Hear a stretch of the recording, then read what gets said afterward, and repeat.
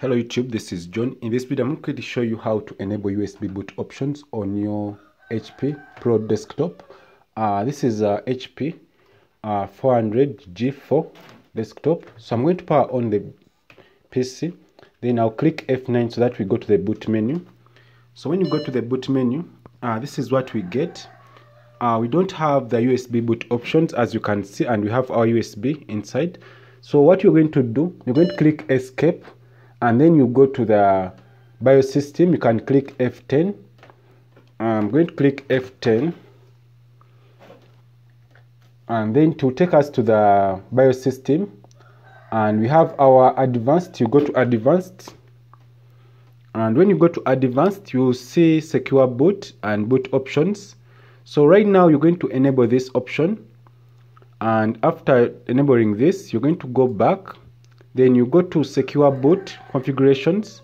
Then you have to enable legacy support and disable secure boot so that you can install any other Windows operating system.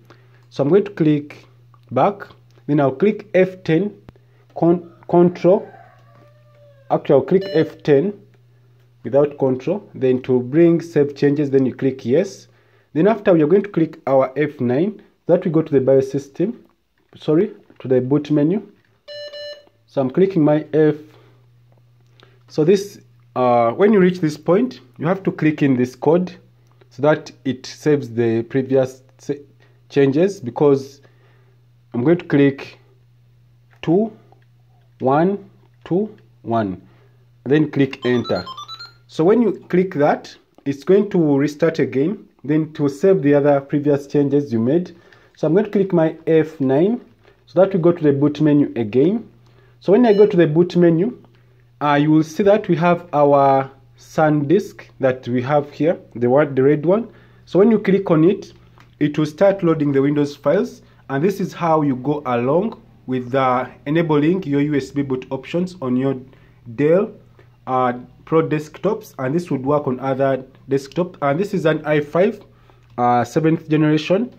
So after here, the files are going to load from the USB. Then you'll be able to boot your Windows files. This could be any other Windows operating system or Linux or Ubuntu, other softwares.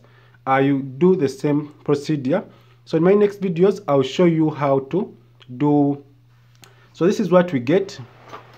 If I come closer, we have our Windows 11 waiting for installation.